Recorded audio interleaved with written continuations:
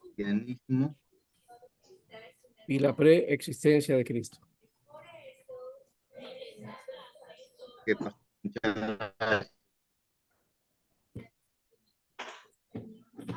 El arrianismo, ¿no? Tienes que buscar a Arrio, quién era Arrio, cuál es su pensamiento, ¿no? Cuál es el concepto del arrianismo con respecto a la preexistencia de Cristo, ¿no? Y buscas en teología sistemática también, ¿correcto? Ya tengo 12 aquí. ¿Qué pasó? 1, 2, 3, 4, 5, 6, 7, 8, 9, 10, 11, 12 que ya están anotados. ¿Alguien falta? ¿Alguien más? ¿Están completos? Bueno, bienvenido entonces, hermanos. Buenas noches a todos. Este tiempo vamos a continuar nuestra tarea y dar gracias al Señor también por este tiempo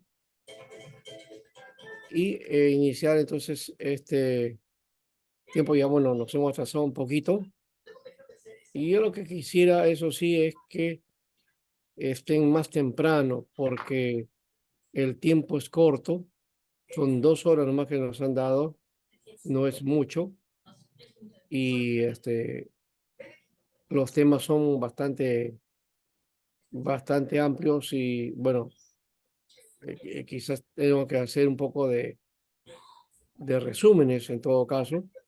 Y para eso está el trabajo de investigación que también ustedes han de realizar, ¿ya? Antes que empecemos, hay 12, entonces en las 3 semanas que faltan, ¿no? Habría que trabajar esto, ¿ya? La próxima semana estamos hablando de todo lo referente al aspecto de la doctrina de Cristo. Entonces, Isaí estaría dando la justificación de Cristo. Abigail, Cristo y su obra. Nancy, igual para la obra de salvación, ¿no? Alex con ¿Qué fecha me tocaría, perdón, pastor, qué fecha me tocaría, me dijo? la próxima semana. Ya, pastor, gracias. Ya la próxima semana estaría, 2 serían para el lunes y 2 para el día viernes, ¿ya? Los 6 clases que nos faltan, entonces serían 2 cada uno, ¿ya? No más de 5 minutos a 10 minutos de repente. No queremos una exposición grande, no, simplemente tocar el tema y dar las pautas básicas, ¿ya? Lo central, lo es más importante. Entonces, Alex Echevarría sería Cristología de los Padres de la Iglesia, ¿no? O vamos a poner así mejor. Vamos a trabajar, sí, ya hemos dicho, la justificación de Cristo, Cristo y su obra, la obra de salvación de Cristo y la Cristología de los Padres de la Iglesia. Esos serían los 4 primeros para la siguiente semana. Para la tercera semana, ¿ya? Sería Johnny Cuello con Cristología Cósmica, ¿ya? John Piero, la naturaleza de Cristo, Lady Delgado, los ministerios de Cristo, César Gómez, la naturaleza de Cristo. La última semana, el lunes de la última semana sería Michel Nalbarte, el arrianismo y la persistencia de Cristo. Vamos a Pastor, tomar. disculpe que le interrumpa. Está hablando de 2 hermanos para que haya la naturaleza de Cristo. No, Sí, porque dijo, aparte de mi nombre, a un hermano más. sí, ¿verdad? Hay 2, sí. Sí, César pastor. Gómez me pidió la naturaleza de Cristo y John Piero es el que tiene la naturaleza de Cristo. No, no se puede repetir. Aquí hay un error. A ver, en este caso, Gómez, ¿podría escoger Ya, otro tema? pastor. ¿Qué temas quedan libres, pastor? Ya casi todos están, pero podríamos hacer, por ejemplo, la resurrección, Ya, puede ser, la resurrección de Cristo. Ese es un tema que no he tocado, ¿ya? ya. Profesor, Sí, nos gustaría tal vez que finalizado la clase de hoy día nos mande por WhatsApp un cronograma de la sí, se exposición que los se voy a va a hacer. enviar, se los voy a enviar, no Y se preocupe. también una pregunta, profesor. ¿Solamente va a ser expositivo de 5 minutos o también vamos a presentar un resumen, eh, Claro, sería bueno trabajo escrito? que presenten un resumen, sí, eso es más importante, sí, eso sí. Y de ese resumen solamente hablan unos 5 minutos, ¿ya? Como para hacer una introducción al tema, ¿ya? Y la Ya, el entrega del lunes trabajo, la, entre- 12, ¿sí? la entrega del trabajo va a ser en base a la fecha que nos va a tocar, Sí, simultáneamente entregamos o ya podemos estar adelantando, entregando nuestro informe. bueno, si hacen, se entrega mejor todavía, ¿ya? Pero les, me gustaría que, claro, lo hicieran el mismo día, pero si lo tienen adelantado, mucho mejor, Ujú. Ya pasó. ¿ya? Pastor, disculpe, Sí. de Michelle Albarte, ¿para qué fecha me estaba diciendo, pastor? Espérese, ya voy a publicarlo, mejor, ya, para que no se hagan tanto problema, ¿ya? Ok, pastor, muchas gracias. Ya mejor, ¿ya? Doctor, Y disculpe, otra pregunta, disculpe que le interrumpa. ¿Se hacen en diapositivas la presentación o solamente? ustedes están libres de hacerlo como ustedes deseen, con diapositivas, pues posición, lo que sí me tiene que hacer es un resumen, ya he dicho también, ¿ya? Bien, profesor, muchas gracias. Ya,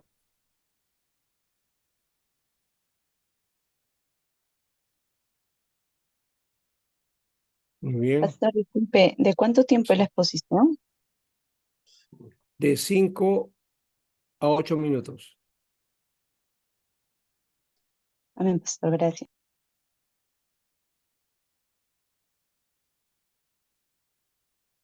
Es solamente, como les estoy diciendo, un tocar, hacen ustedes ese trabajo sí me lo mandan, ¿no?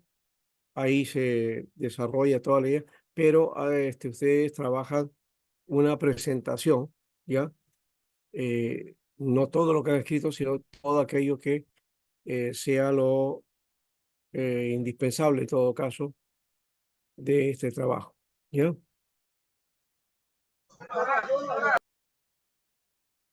A ver, ujú.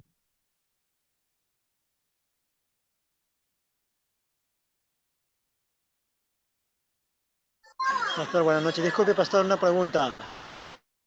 Sí,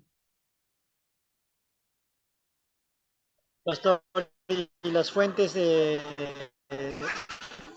vamos a tomar para desarrollar los temas, ¿lo toma las fuentes cada uno a su criterio, pastor? ¿O hay unas fuentes que usted no? no, ustedes buscan, pero lo básico, yo les estoy hablando de teología sistemática. La mayoría, los que tienen, por ejemplo, justificación, Cristo y su obra, la salvación, eh, eso es la resurrección o ministerio de Cristo, tienen que ir a libros de teología, ¿ya? La Gracias, experiencia de pastor. Cristo, a libros de teología, sí, de teología sistemática. Los que tengan temas como, por ejemplo, el Cristo español Cristología. es un libro que yo les voy a enviar. Lo de Cristología de los padres de la iglesia, tienen que buscar historia de la iglesia, ¿no? Historia de las misiones, historia de la doctrina.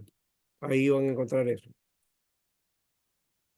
En cuanto a Jesús histórico, también a que le toque se le va a enviar el libro correspondiente. Hay varios y usted va a encontrar mucha cantidad de documentación sobre esto. Hoy día es muy abierto el estudio, la investigación sobre el Jesús histórico, ¿no? Y Cristología de Juan, profesor. Cristología de Juan es más teológico, ¿ya? No lo vas a encontrar en teología sistemática, en libros de teología bíblica, ahí lo vas a encontrar. Pero sí hay libros sobre eso. Pastor, una consulta. Y la obra de Sí, salvación de Cristo, o sea, en terminología bíblica, ¿también hay algún libro en, o sea, otra vez, teología sistemática. allá? Listo, gracias, pastor. Gracias. Ujú. Ya.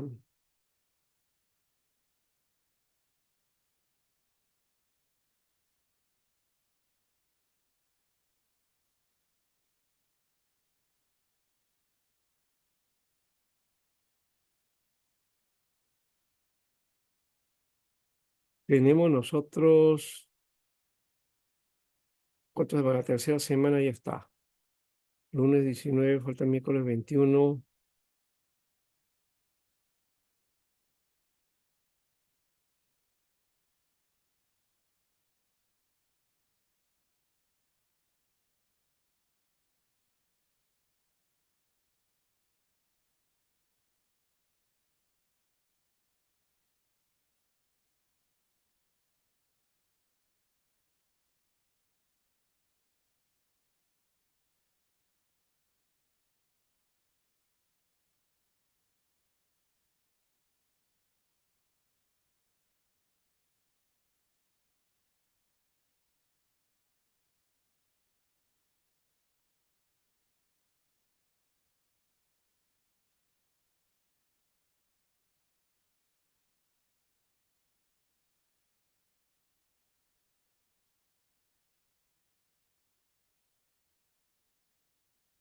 Ya.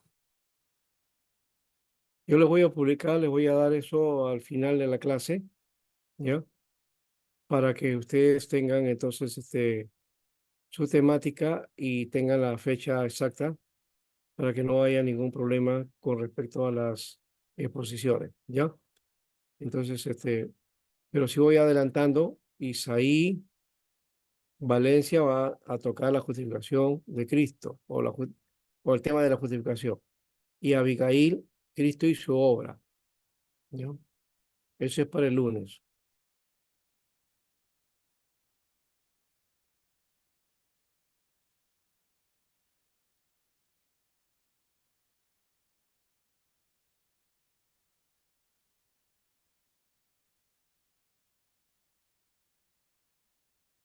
Y para el miércoles 14, para que vayan anotando por lo menos, Nancy Cusigualpa. Mm, Abigail, ¿estás ahí?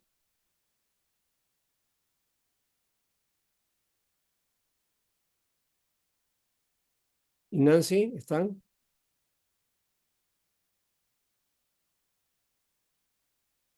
Pastor, miércoles es 14 y vamos a entrar a la clase porque nuestras clases son los lunes y viernes. En todo caso Ah, sería sí, perdón, sí, el viernes es. viernes, el viernes, ya Sí, pasó. sí, viernes es. Ya, el Yo viernes. estoy pensando en miércoles. Discúlpenme. Ya, el viernes.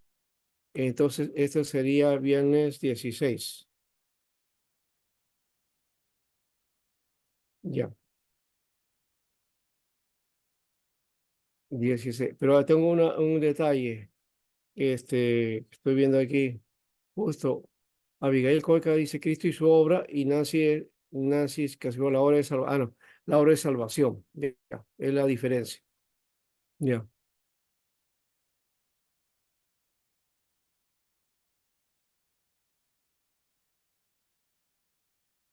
miércoles 23 sería entonces, viernes 23 sería para la siguiente semana. Ya,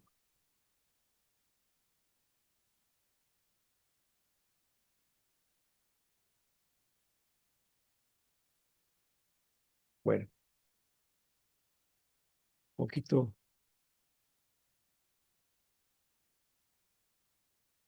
y el otro sería para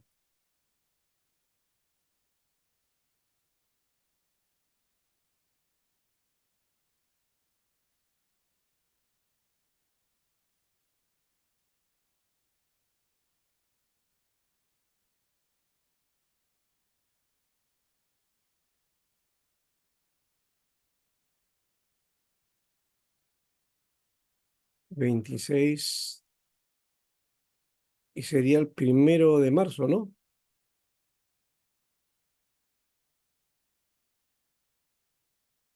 El último va a ser el 1 de marzo.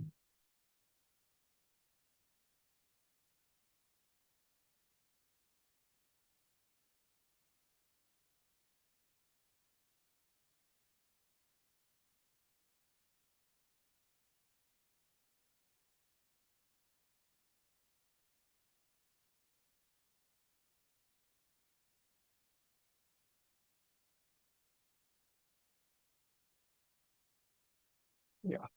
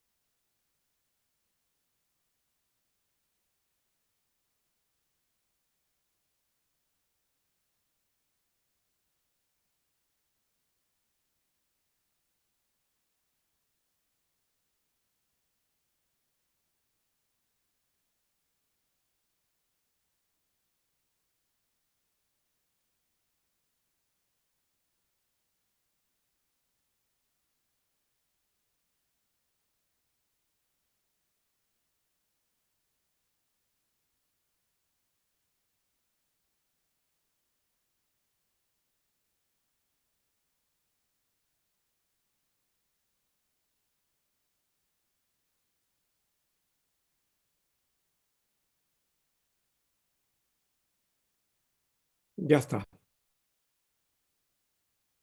Ya he ordenado entonces este trabajo.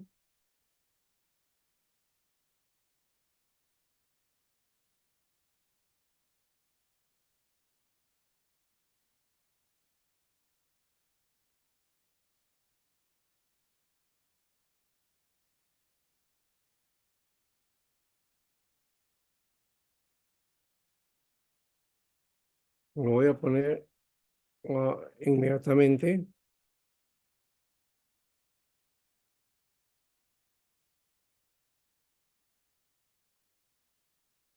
para que ustedes ya lo tengan. Cualquier detalle me lo hacen saber.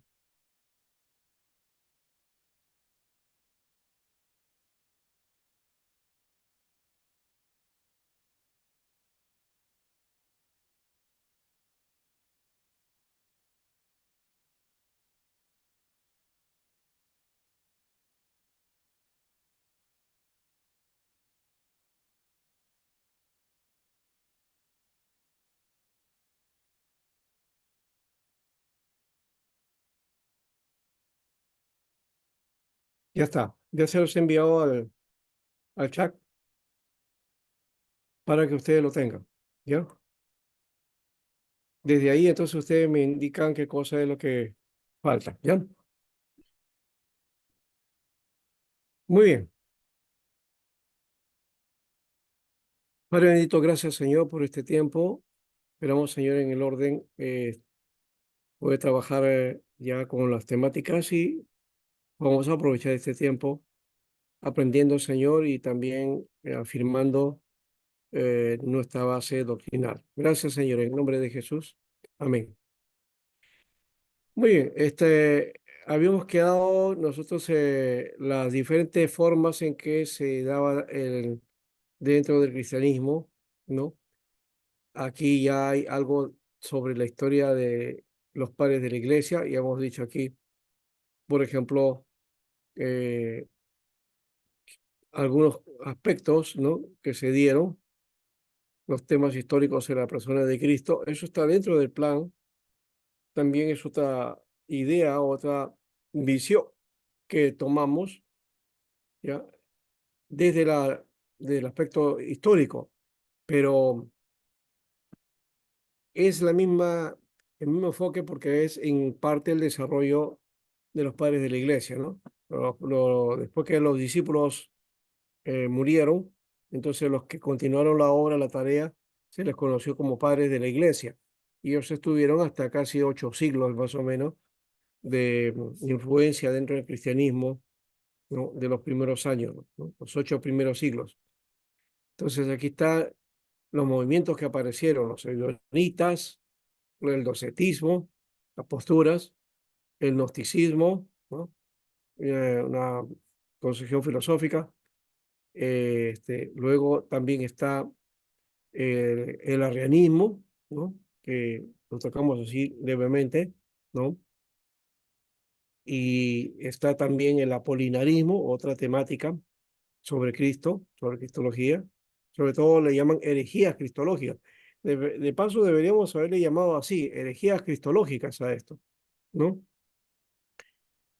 Si alguno quiere cambiar su tema, de repente puede ser eso también.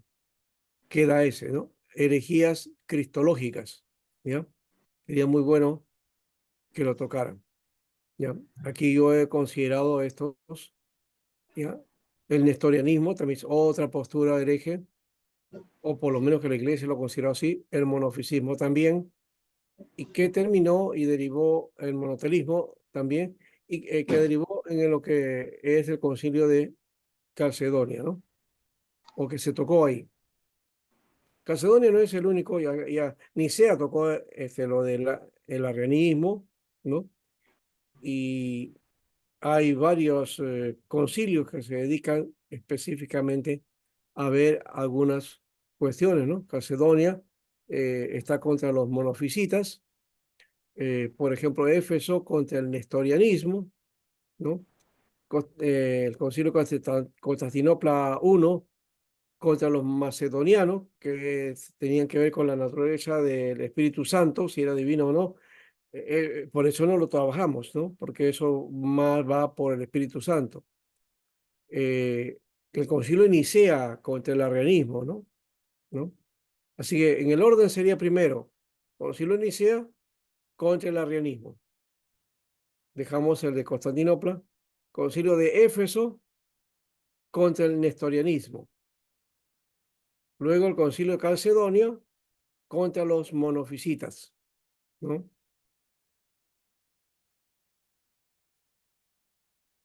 Más adelante está el concilio de Constantinopla II, ¿ya?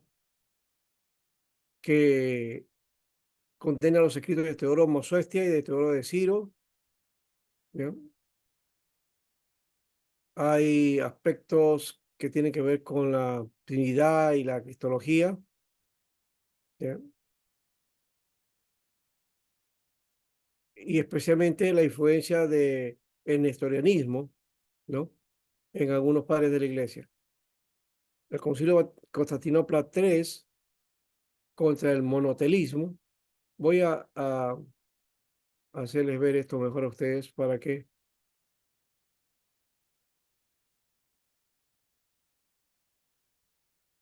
compartir esta parte aquí. Ya está. ¿Ven las herejías principales que se tocaron en los concilios? Arrio, ¿no? Cristo no es verdaderamente Dios. Macedonio, eso el Espíritu Santo, ya dijimos.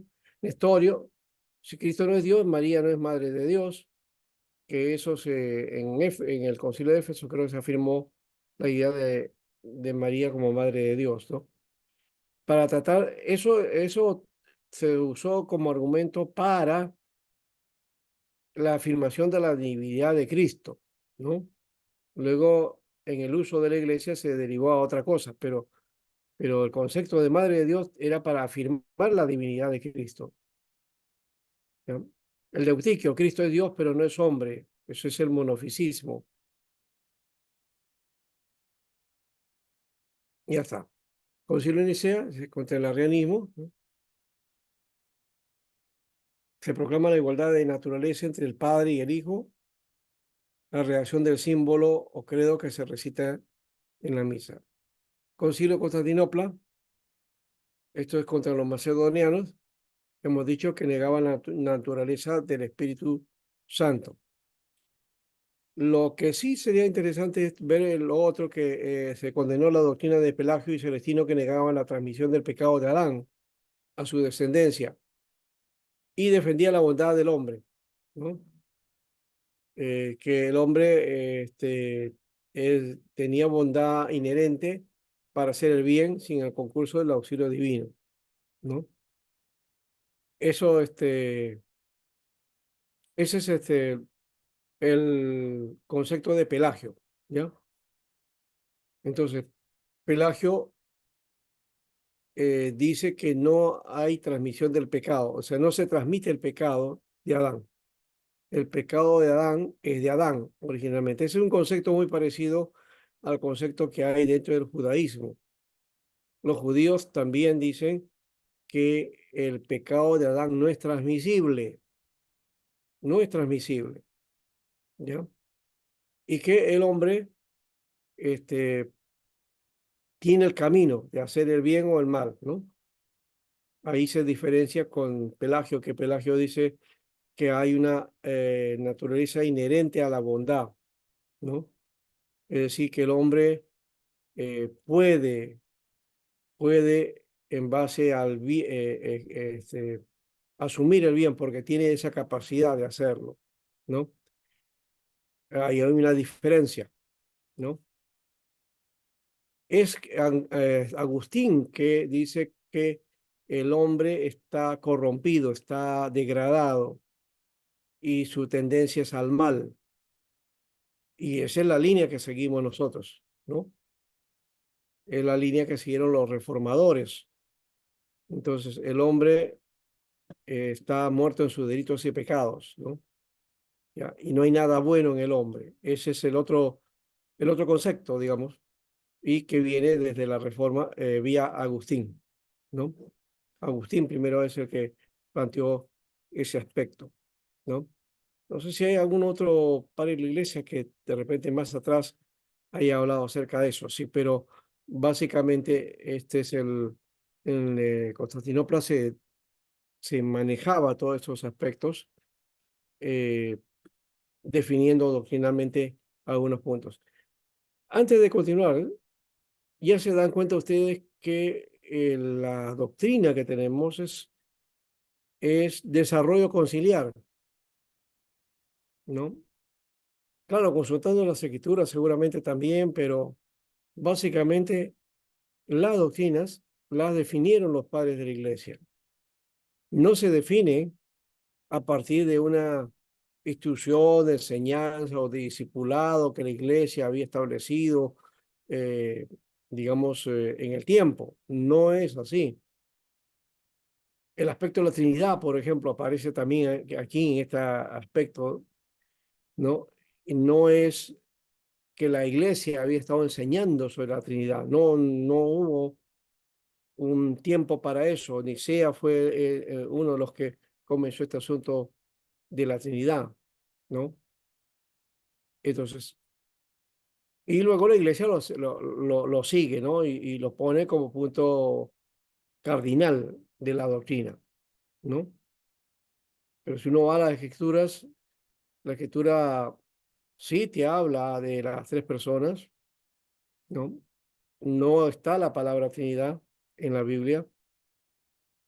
El texto de primera de Juan 5:7, seguramente si alguno lo ha visto, no existe en el texto original, ¿no? Entonces parece que es un añadido posterior y que así quedó en la traducción o en la que viene a ser el texto que se conoce como Textus Receptus, que es una obra que hizo Erasmo de Rotterdam, de tratar de traducir de los documentos que tenía, hacer un Nuevo Testamento al griego. Él hizo esa hazaña. No es que encontró un Nuevo Testamento en griego, sino que él realizó una obra, un trabajo de desarrollar un Nuevo Testamento en griego en el siglo XVI, imagínense, 16 siglos después. ¿Quién fue pastor? ¿Quién fue? Erasmo de Rotterdam. Gracias. Erasmo de Rotterdam. Él es en base a esa obra de Erasmo de Rotterdam, se va mejorando el trabajo en la tercera edición, cuarta edición. Los hermanos Alzheimer, Robert Stefanos y otros más revisan ese documento y lo mejoran. Y ese documento es el que se llama Textus Receptus. Y es el documento con el que Cipriano de Valera traduce la Biblia al castellano. ¿Ya? No había en esa época los códices vaticano, sinaítico, alejandrino, Efrén, creo que tampoco el de Besa, o el de Besa apareció por ahí recién, que mejoró el texto, el documento ese del Textus Receptus. Los que les voy indicando, básicamente, Vaticano, Sinaítico y el texto alejandrino, aparece en el siglo XVIII, XIX, por ahí aparecen esos textos y le da un vuelco digamos, al desarrollo del texto, ¿no? Porque son textos originales, no son construidos como hizo Erasmo. Y más bien ahora la tendencia de los críticos textuales le llaman por eso a la versión de la crítica textual, ¿ya? El texto crítico le llaman, que se produce a partir de esos documentos que se hallaron muy posteriormente a la vida de Erasmo y de Reina y de Cipriano de Valera, ¿no? De seguro que si Reina hubiera tenido el texto vaticano, el sinaítico, el alejandrino, lo hubiera puesto en su traducción, ¿no? Son los textos más antiguos que hay del Nuevo Testamento y, según los biblistas, los más seguros. Como se dan cuenta, Erasmo de Rotterdam y la base que tiene el texto recepto del texto de Erasmo es un texto que no viene del segundo o tercer siglo, ¿no? Es un texto elaborado en el siglo XVI con documentos y manuscritos del siglo XII, siglo X, mejorado con un texto bizantino, que algunos dicen que es del segundo o tercer siglo más o menos, ¿no? Y ahí está la lucha, por lo menos, en ese aspecto sobre el texto, ¿no? Pero ya les doy mención acerca de eso, que ese desarrollo del texto también se da en los concilios. El concilio también se va a definir. En Trento, por ejemplo, se define la cuestión conciliar. Y mire, ¿cuándo es en Trento? Trento es 1560 más o menos, 1550 por ahí. ¿No? Bueno, entonces seguimos acá. Aquí también está el material del Concilio de Éfeso, que dijimos también. Está la fecha. Pastor, una consulta. Sí, sí, Si bien, por ejemplo, los macedonios, arianismo, en los concilios lo llamaron como herejes, se podría decir.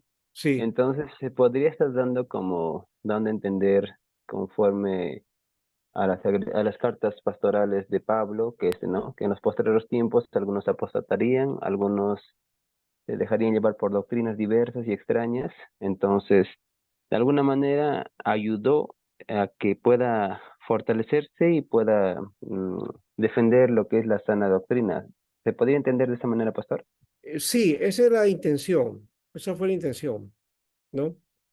Pero también hubo errores de los padres de la iglesia. O sea, no, por ejemplo, declararon hereje a ¿cómo se llama este hombre? A un movimiento eh,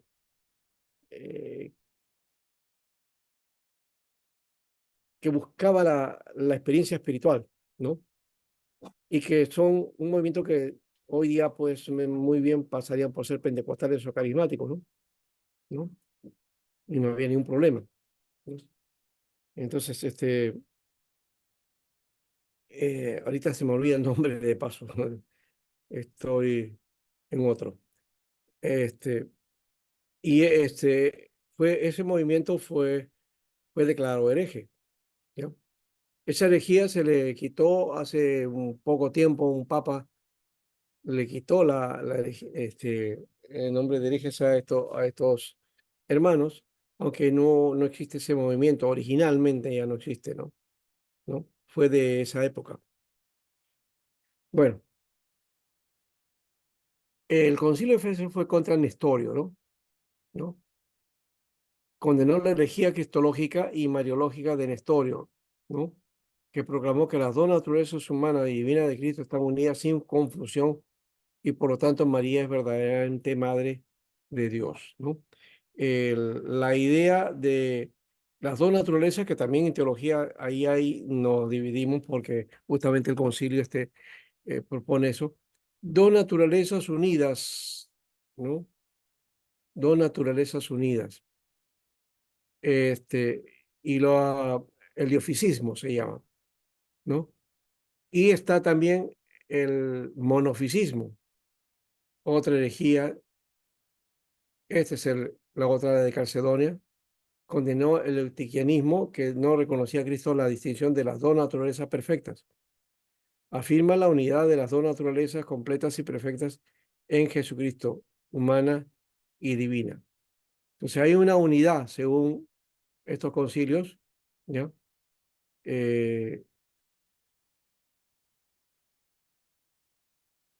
Entonces el concilio de Éfeso también proclamó las dos naturalezas, ¿no? Humana y divina, ¿ya? Y la herejía cristológica era ¿qué cosa? Que no podían haber dos naturalezas, ¿no? ¿No? O una absorbía a la otra. Entonces el concilio definió dos naturalezas, humana y divina, ¿no? Y Calcedonia lo afirma también. Y aparece para argumentar esta idea el concepto de María como Madre de Dios, que ahí también ese concepto de Madre de Dios está refiriéndose a que ella es la madre de la segunda persona de la Trinidad, ¿no? De la parte humana de Jesús, ¿no? De Cristo, ¿no?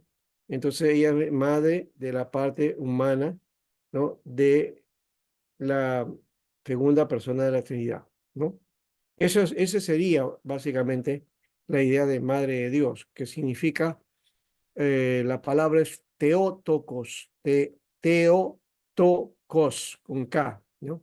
Teótokos. Teótokos significa engendradora de Dios, o como lo traduce, ¿no? Madre de Dios. Entonces, siendo que ella es la que dio o trajo al mundo a Jesús, Jesús es el portador de la presencia divina, Él es el Dios, entonces por lo tanto ella viene a ser madre de ese Dios encarnado, ¿no? Esa es la idea. Como digo, la historia la ha llevado por otro lado y también nosotros con ese concepto, cuando escuchamos que la gente católica dice que María es madre de Dios, ahí mismo nos alteramos, decimos, ¿no? Ella no puede ser madre de Dios, Dios no tiene madre, decimos, ¿no? No es que está hablando de madre de Dios como de la divinidad o del Padre, no, está hablando de la segunda persona de la Trinidad. Esa es la diferencia, ¿no? Éfeso es ese resultante. Cualquier cosa, esta temática, búsquenla para que la aclaren un poquito más en todo caso, ¿ya? Después está entonces lo del monofisita, que también aquí el eutiquismo no distinguía dos naturalezas, ¿no? Y el concilio afirma dos naturalezas, ¿no? O sea, se reafirma el concepto de Éfeso y, y están entonces esas dos naturalezas perfectas en Jesucristo, humana y divina, ¿no? Eso como lo van a trabajar, no vamos a decir mucho ahora, más adelante posiblemente podemos decirlo, ¿no? Eh, yo por lo menos en mi postura estoy pensando que en realidad no son dos naturalezas, sino una sola. Es la naturaleza divina humana, es un ser muy especial que no hay en todo el universo, ¿no? Porque si fueran dos naturalezas, aun cuando están unidas, esas dos naturalezas se diferenciarían, ¿no? Y como dice el judío, Dios no puede habitar en el ser humano, no se puede. Entonces ese es un misterio en todo caso, es un misterio. Y este misterio entonces tiene que ver con que en realidad hay lo que se llama la homoousis, que es la unión, ¿ya? Y es eh, la esencia de lo divino humano que está en Jesús, ¿no? ¿No? Entonces, cuando hablamos de Jesús, en su naturaleza, tenemos que hablar de lo divino humano, inseparable, ¿no? No se pueden separar.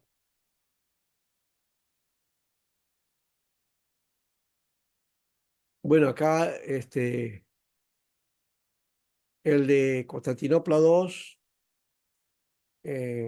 condenan errores como contra los que están contra la Trinidad y algunos aspectos cristológicos.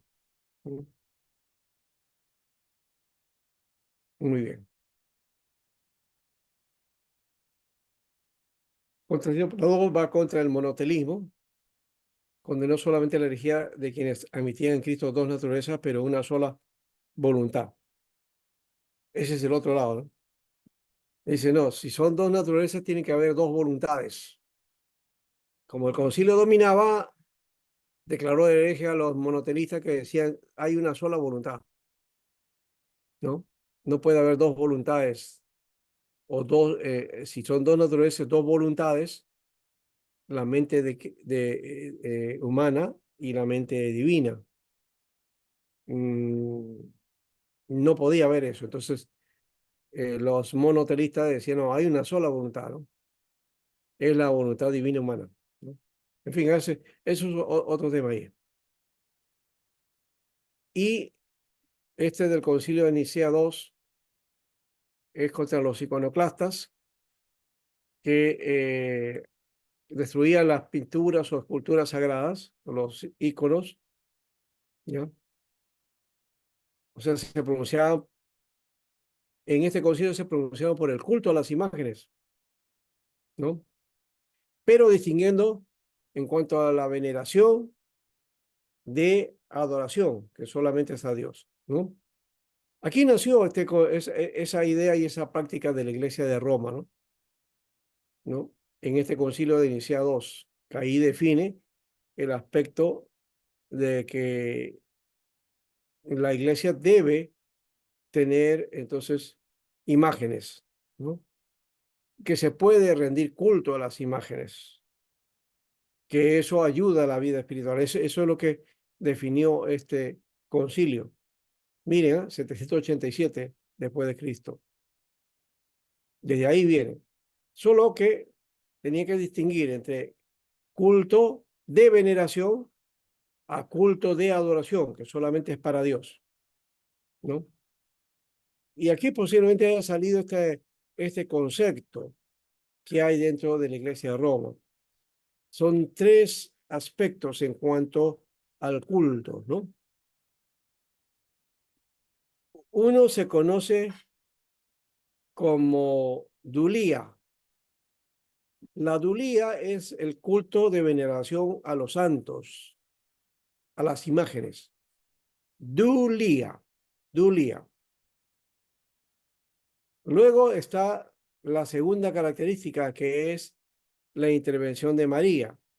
A ese culto a María le llaman hiperdulía.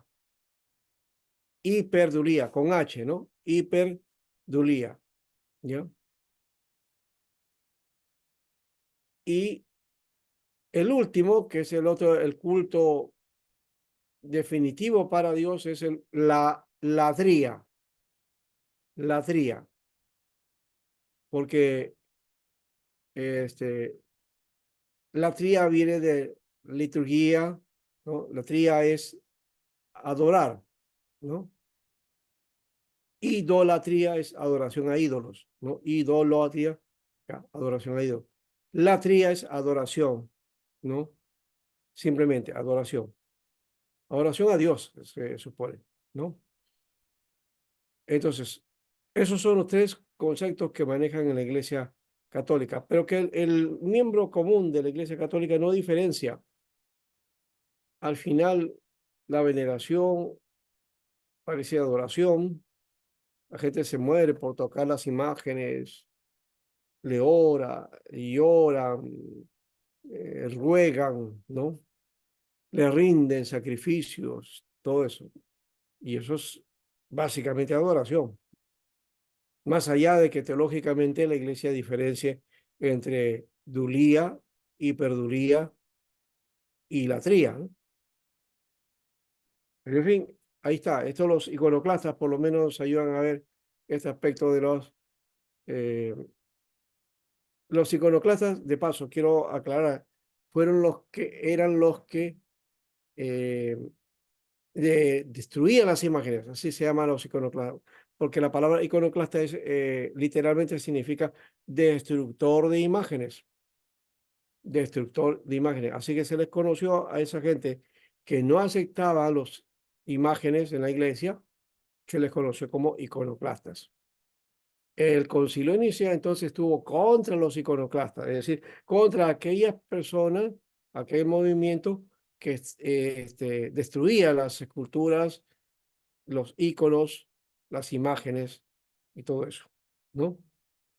Entonces ya saben de dónde viene todo eso y la Iglesia Católica lo conserva, ¿no? La Iglesia del Oriente,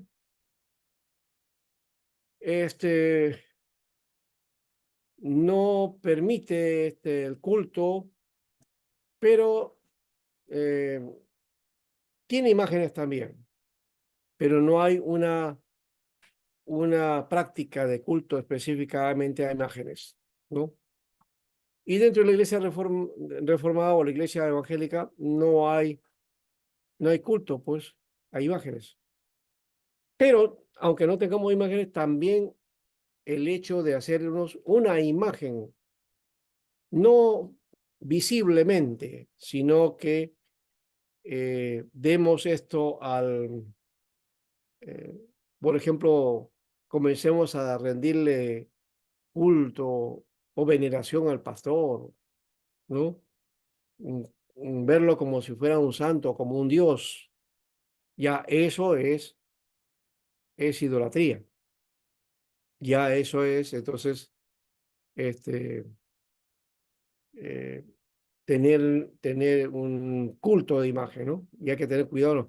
Culto a la imagen también a la denominación, ¿no? O sea, hay algunos que creen que la denominación es más importante que todo, ¿no? La organización. Y estamos haciendo idolatría de una institución, del pastor, del líder, ¿no? De nuestros hijos, de la familia. Cuidado, todo eso está en contra, ¿no?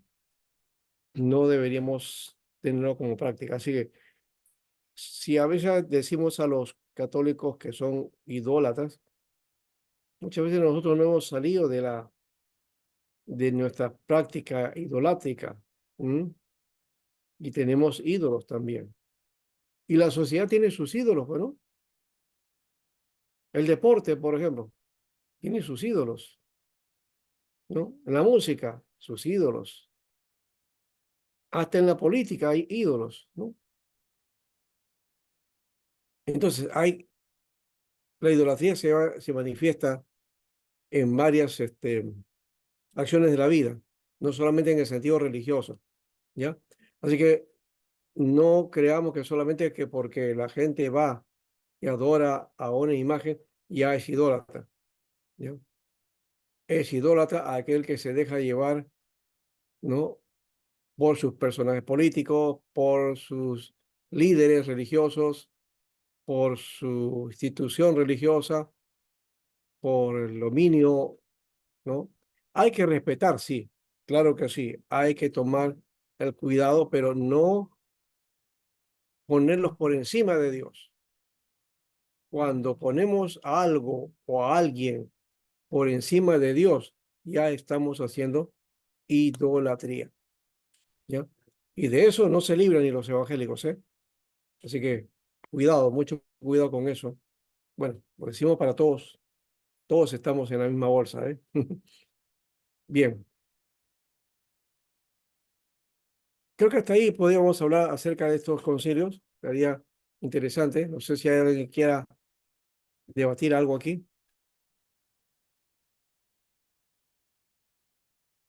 ¿Qué dicen?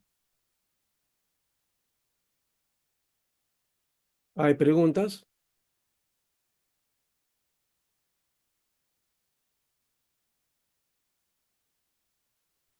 Pastor, Sí. bueno, una consulta, una pregunta. En cuestión eso de los padres, si se podría llamar al aportes, si bien eran, sus puntos de vista eran heréticos, pero de alguna manera se les llama como padres, ¿no? ¿En qué sentido los llamaría? ¿Al tener su posición, su escuela, algo así? En la historia de la iglesia han pasado a ser padres de la iglesia porque defendieron la doctrina y todo eso. Como se han dado cuenta, algunos aspectos han sido muy buenos, pero este caso, el último, de que hemos hablado de Nicea 2, ¿no? Donde ahí sí hubo un error, ¿no? ¿No? Ellos aceptaron entonces el culto a imágenes, algo que no debieron haber aceptado nunca, y que la Iglesia del Oriente estaba, estaba en acuerdo de que no al culto a las imágenes, ¿no? Y los del Oriente eran mucho más radicales, pues por eso ellos literalmente destruían las imágenes, por eso se llama iconoclasta. Ahora la palabra iconoclasta ha pasado a ser parte de la filosofía, ¿no? Un iconoclasta es un destructor de ideas, ¿no? De ideas viejas, antiguas, y propone, digamos, tiene otras propuestas, ¿no? ¿No? Es más abierto, es liberal desde esa perspectiva, ¿no? Ahí está, por ejemplo, para nosotros está ahí un pensador, filósofo español, Miguel de Unamuno, Unamuno. Está también Ortega y Gasset, y en el Perú está Manuel González Prada, que eran iconoclastas, ¿no? Iban contra los conceptos de aquella época, ¿ya? Y estaban proponiendo una nueva mirada de la vida, ¿no? Y John A. McCain es uno de los que trabajó el pensamiento de Unamuno, ¿no? Él se graduó en filosofía aquí en la Universidad de San Marcos, hizo su doctorado de filosofía con una tesis del pensamiento de Unamuno, ¿no? Así que este misionero escocés fue experto en Unamuno, ¿no? Entonces, como se dan cuenta, la palabra iconoclasta, destructor de imágenes, que literalmente es aquel que destruye imágenes, ídolos, este, se utilizó ya en la época moderna para dar el concepto de cómo destruir conceptos viejos para proponer nuevos, ¿no? Entonces, esa es la idea del iconoclasta hoy día, ¿no? ¿No? Entonces, si alguien por ahí entonces, se va contra el sistema, con la forma, ese es un iconoclasta, ¿no? Que no está de acuerdo con la forma que se maneja la sociedad, es un iconoclasta, ¿no? Entonces, no solamente hay ídolos, ya hemos dicho, ídolos físicamente, sino también las ideas, conceptos, sistemas, formas de vida, ¿no? Que asumimos como tácitas, como ya verdaderas, cuando no lo son, ¿no? Bueno, ahora sí vamos a pasar a otra parte, ¿no? Porque hemos demorado un poquito en este tema. Vamos a pasar a la contribución de la exégesis histórico crítico, la búsqueda de los dichos de Jesús. Aquí hay el testimonio elaborado con sentido pastoral teológico. Cuando hablamos de sentido pastoral teológico, generalmente nosotros evangélicos estamos acostumbrados a conceptos teológicos, a definir cosas, y eso no es teología. La teología tiene que ver con la reflexión en base a la palabra de Dios.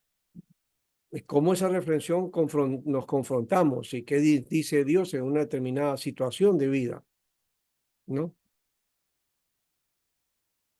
El redactor del relato bíblico no era un coleccionador de dichos de Jesús, sino que hizo todo un plan en orden. Cuando hablamos de redactor del relato bíblico, estamos hablando del autor, es decir, de aquellos que desarrollaron el documento, ¿no?, que nos ha llegado a nosotros, ¿no? Hubo un plan, un orden. Eso lo dice Lucas, inclusive. Y Mateo también nos describe muy bien. Su plan era presentar a Jesús como el hijo de David, ¿no?, como el Mesías.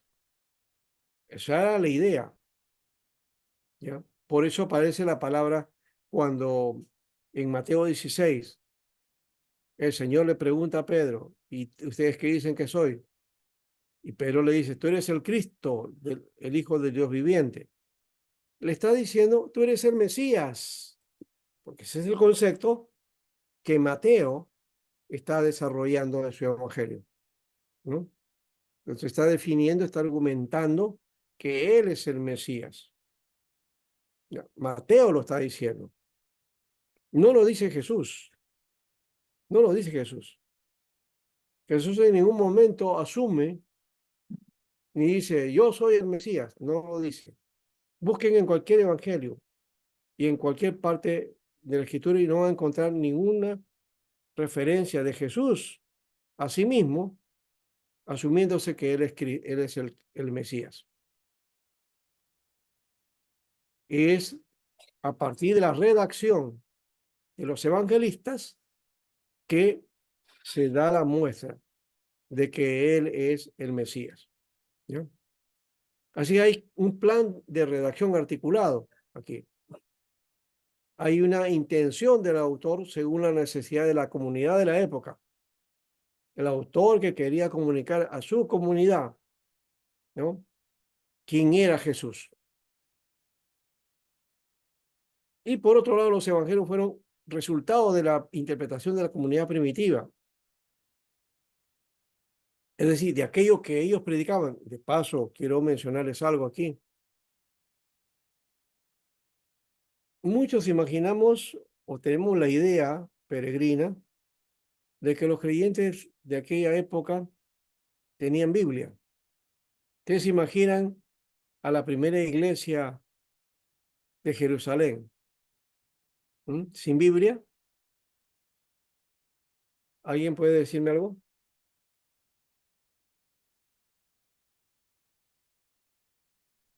Creo que tenían los pergaminos, pastor. Ya, pero la gente, ¿cómo vivía su fe entonces? Porque tenían pergamino en su casa. No todos tenían pergamino, no tenían los rollos.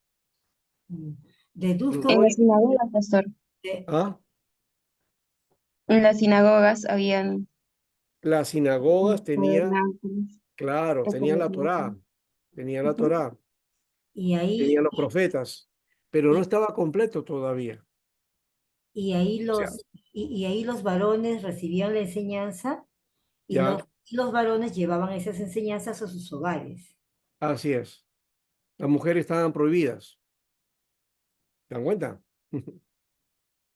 Las mujeres estaban prohibidas de estudiar la Torá, ¿no? Solamente podían escuchar. Y si querían preguntar, tenían que preguntar a sus esposos en su casa. No podían hablar ahí, ¿no?, en la sinagoga. Pero aún así, no tenían todo el Antiguo Testamento completo. El primer Antiguo Testamento completo, digamos así, por decirlo. Porque tampoco se llama Antiguo Testamento, se llama Tanakh. El judío le llama Tanakh. Tanakh con J o con K, ¿no? Tanakh. Hataná. El Hataná no había sido desarrollado tal como nosotros lo tenemos ahora. La primera edición de ese documento aparece por el año, no se desarrolla, por el año 280 a 180 más o menos, antes de Cristo. Me estoy refiriendo a la Septuaginta, al texto griego, ¿no?, de la escritura judía. Y la Septuaginta, como no había un documento fijo de cantidad de libros que correspondían a este documento, los traductores ven por conveniente poner otros libros ahí, ¿no? Y entonces hay una diferencia entre el texto griego y el texto hebreo, ¿no?, en cuanto a la cantidad de libros que corresponden. Entonces, uno dice, bueno, la salvación viene de los judíos, entonces lo oficial debe ser este número de libros, ¿no? La versión griega, no. Pero curiosamente, lo que decimos eso es que desconocemos que la iglesia en sus comienzos utilizó la Septuaginta. Utiliza esa versión de la Septuaginta para predicar el Evangelio. Esa fue la versión que teníamos, ¿ya? Por eso es que Jerónimo traduce de ahí al latín, y el latín se convierte en una versión oficial. Cuando Casiodoro de Reina traduce su versión al castellano, hace lo mismo, y traduce también los libros que estaban en la Septuaginta del Antiguo Testamento. Y yo tengo ahí el testimonio, tengo la Biblia de Casiodoro de Reina, ahí está metido los Macabeos, está Sabiduría y otros libros más, ¿no? Porque así se desarrollaba el texto. ¿Quién fue el que quitó entonces esos libros de la Biblia de Reina? Porque Valera también, al hacer la revisión, Valera lo que hace es ordenarlo y ponerlo entre el Antiguo Testamento y el Nuevo Testamento. Y a partir de la Reforma, la Iglesia Reformada le va a llamar libros apócrifos. Y Lorenzo de Lucena, en 1860, es el que, cuando revisa a la versión Reina Valera de aquella época, saca esos libros. Y a partir de ese tiempo, la Reina Valera ya no produce ni se publica con libros, con este tipo de libros. ¿Ah? Hay una versión que tengo ahí que se llama la Biblia del siglo de oro, creo que se llama, ¿no? Es una versión que se trabajó por los 500 años, sí, por los 500 años de la lengua castellana. Y se produjo esa Biblia con esos libros, ¿no? Es una Reina Valera, pero con esos libros, ¿no? Y había algunos pastores que no conocían esta historia y decían que la sociedad bíblica estaba degenerando la Biblia porque había incluido los libros apócrifos. Y no es así. Esos libros apócrifos estuvieron en las versiones de la Biblia desde siglos atrás. Los mal llamados apócrifos también, porque no deberíamos llamarlos así, pero bueno, más allá de que si estamos de acuerdo o no, que estén en el canon o no, por lo menos creemos que no deberían estar en el canon, ya, pero sí son libros importantes. Bueno, ahí ese es un asunto con respecto a esto, pero en cuanto al relato de Jesús, ¿qué había? ¿Cómo podían ellos saber cómo definir? Porque no había documentos. ¿O había documentos? A ver, dígame. ¿Habían escritos acerca de lo que Jesús había hecho? que Jesús dejó algunos escritos, algunos documentos. ¿Mm? Pastor, Sí. ¿tiene que ver ahí algo el Talmud?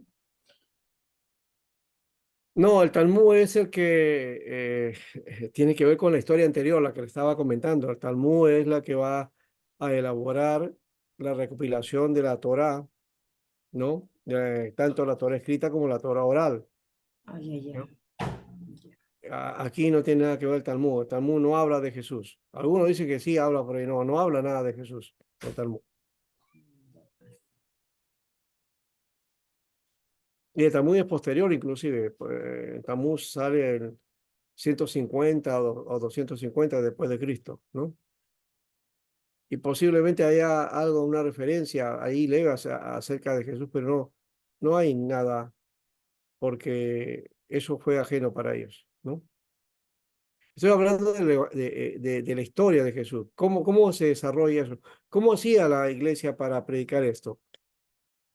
Para enseñar. ¿Qué cosas hacía? ¿Mm? Pastor, Aquí no. disculpe, probablemente Sí. haya habido información, pero durante la prohibición del cristianismo y el incendio de Jerusalén, de repente se perdieron esos escritos. No, Pastor, es que el mensaje no se hizo por escrito. El pastor, mensaje fue por proclama, por pastor, predicación. Sí, sí, se enseñaban en las casas. claro, En las casas se enseñaban, se hablaba de Jesús, así es. los que ya habían andado con él. En otras Había palabras, una historia, un relato que era muy común en la comunidad, que se repetía y se repetía oralmente, o sea, que originalmente el mensaje fue oral, por eso decía la proclamación, la predicación. Pablo habla de eso, Jesús también habla de eso. La predicación, por la predicación. Cuando estamos hablando de predicación, no es lo que hacemos nosotros, que vamos y predicamos en la calle, eso no. Era la enseñanza que se daba, el evangelio oral, que se daba a conocer, ¿no? Y se daba tanto en la comunidad como también alrededor de la comunidad, ¿no? De fe. pero cuando los discípulos eran perseguidos, lo hacían en las casas, ¿no? No, las casas también, aquí también otro error. No hubo, de paso, la idea de centrarnos en un local, eso es nuevo para nosotros. En el primer siglo, ellos no se reunían, no tenían iglesias, no habían locales llamados iglesias. Esa es una idea, quizás, eh, si la tenemos, se llama reduccionismo o anacronismo, ¿no? Porque no coincide. En el primer siglo no había templo. Cuando se convertía la gente, no es que ahí ponía un cartel ahí, iglesia tal, no había eso. Las iglesias se reunían en las casas. Las casas eran. Ahora algunos me dirán, no, pero en Hechos dice que se reunían en el templo y también en las casas. Es que ahí el autor está recurriendo a la cultura hebrea. Estaban en una cultura judía. La primera iglesia de Jerusalén era una iglesia de corte judío. No, ellos no estaban pensando en que el cristianismo era otra religión. Ellos asumían que eran judíos y Jesús era la salvación, era el mensaje, era el que cumplía los requisitos de los profetas, ¿no es cierto? Cumplimiento de los profetas, era el hijo de David. Por eso lo seguían. Y no había necesidad de locales, de congregarse, porque ya tenían las sinagogas y tenían el templo. Y el templo, otra vez, el templo en Jerusalén no era para hacer culto como nosotros hacemos, o cantar, adorar y después escuchar la palabra de Dios. No, el culto era para los sacrificios. El culto era para dar los diezmos y el culto era para las oraciones. No se reunían, no se reunían. No hay en la historia nada de eso, ni se ha contado ninguna cosa. Y hoy, culto, gran culto, campaña de culto en, en el templo, vengan al templo. No. Cuando dice la Biblia en Salmos, yo me alegré con los que me decían a la casa del Señor iremos, es cuando está hablando de las fiestas que habían que tenían que ir a Jerusalén. A Jerusalén. ¿Y para qué iban? Para ofrecer diezmos, para ofrecer sacrificios, para las ofrendas, para las oraciones y para todo lo que tiene que ver con la festividad que les tocaba. Inicialmente eran 3, después fueron 5 fiestas, ahora son muchos más, pero todos alrededor del templo. Por eso yo decía, yo me alegré con los que me decían a la casa del Señor iremos. ¿Por qué? Porque el templo también era no solamente símbolo, sino que el templo era la presencia de Dios, era la vida espiritual de Israel. Por eso el salmista decía, prefiero andar un día en los atrios de Jehová que 1000 fuera de ellos. Está hablando de estar en la presencia de Dios. Y el Salmo 42 también dice lo mismo, ¿no? Cuando dice, ¿por qué te bates, alma mía? ¿No? Espera en Dios, que aún ha de alabarle. ¿Por qué estaba abatido el salmista? No porque estaba con estrés, estaba decepcionado de la vida, no. El salmista estaba desterrado de su tierra. No podía adorar a Dios, porque adorar a Dios se hacía en el templo. Así lo dice la samaritana, ¿te acuerdan? Samaritana decía eso. Ustedes dicen que en Jerusalén se debe adorar. Nuestro Padre dice que acá en este monte, ustedes, ¿y tú, Jesús, qué dices? ¿Te dan cuenta? La adoración antiguamente era en el templo. Literalmente ellos creían que Dios estaba ahí en el arca. Ahí estaba la presencia de Dios. Un concepto que la Iglesia Católica sigue hoy con este asunto del santuario y, ¿cómo le llaman esto? El sagrado, ¿no? El sagrario, creo que se llama, no recuerdo ahorita. ¿Ya? Sí, Que, sí, le dicen el sí, sagrario, ya. ajá, el Entonces, sagrario. y la gente cuando pasa por la iglesia se santigua porque ahí está Dios, ¿no? Concepto judío que viene del templo. Y a veces lo sacan, así una hostia, lo sacan y le dicen el Santísimo, el El Santísimo. Santísimo, le llama, sí, el Santísimo es el que está ahí en el sagrario, sí, que es la presencia de Dios para ellos. Pero ojo, que nosotros no practicamos así, pero algunos pensamos que nuestra iglesia, vamos allá porque ahí está la presencia de Dios, vamos porque ahí va a estar la presencia de Dios. Concepto católico, concepto judío. Ese no es el concepto bíblico. Concepto bíblico es que Dios se le adora en espíritu y en verdad y en cualquier lugar. No necesitas ir al templo, a la iglesia para adorar a Dios. El concepto de ir a la iglesia debe ser otro. Sí se necesita ir a la iglesia, pero no para, ay, voy a escuchar la palabra de Dios, Dios me va a hablar. Entonces, ¿qué? ¿Dios no te habla en la semana? ¿Que Dios se ha quedado mudo y que tiene que esperar el día domingo para que te hable? Falso concepto.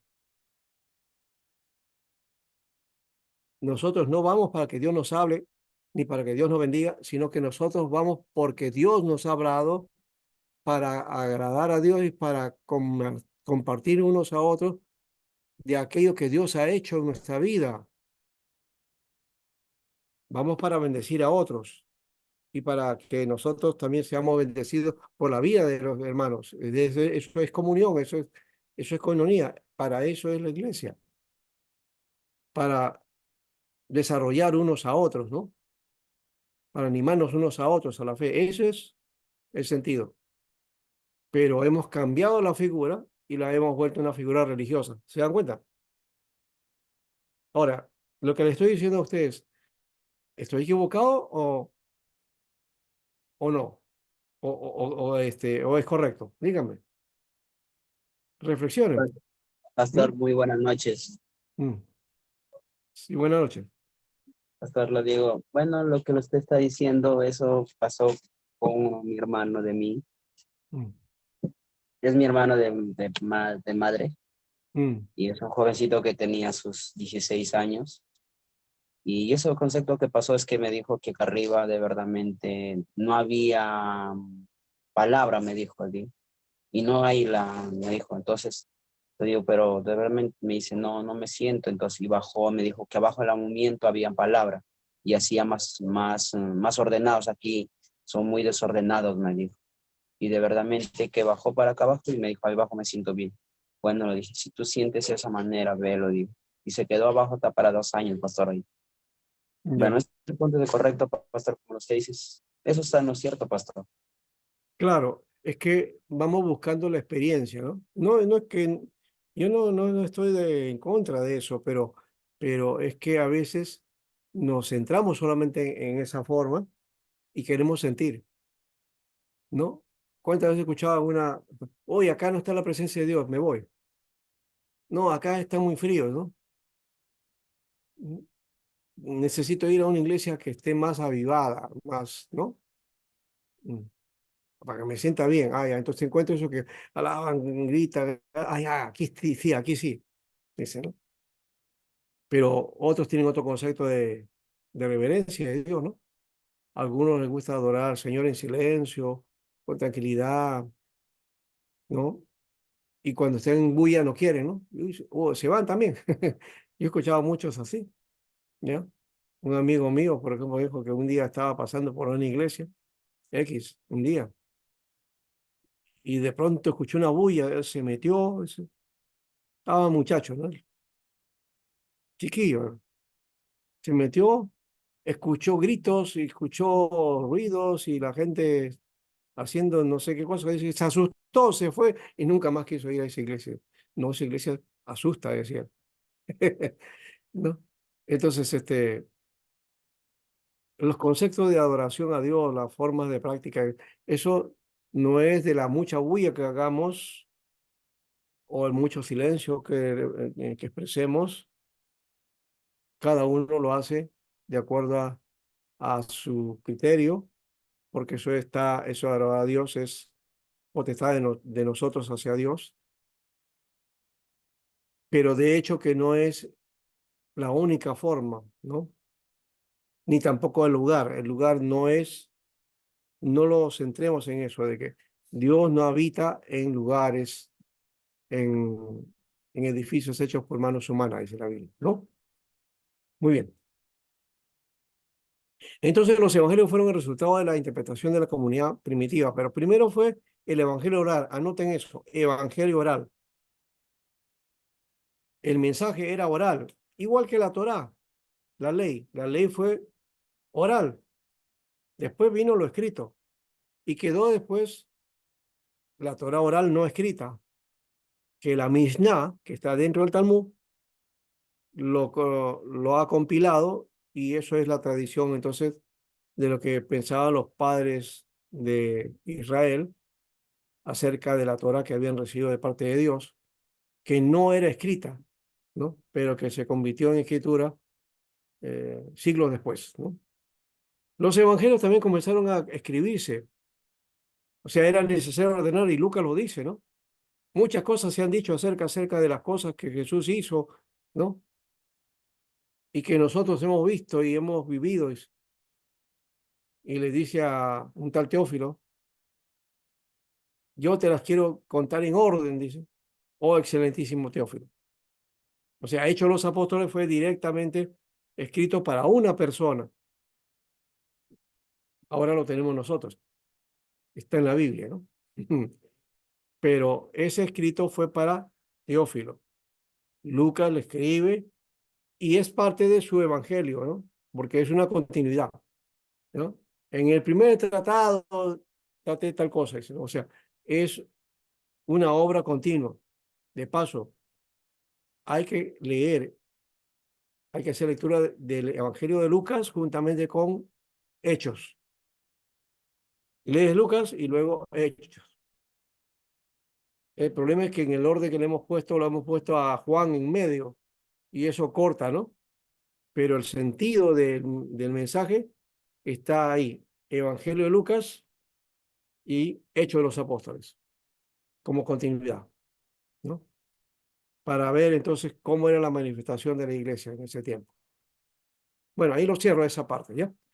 Vamos entonces a seguir. El misterio y lo inexplicable está definido en la declaración de Pedro, que es un resumen teológico de la creencia de la comunidad primitiva. Jesús es el Cristo, ¿no? Ese es el sentido teológico, ¿ya?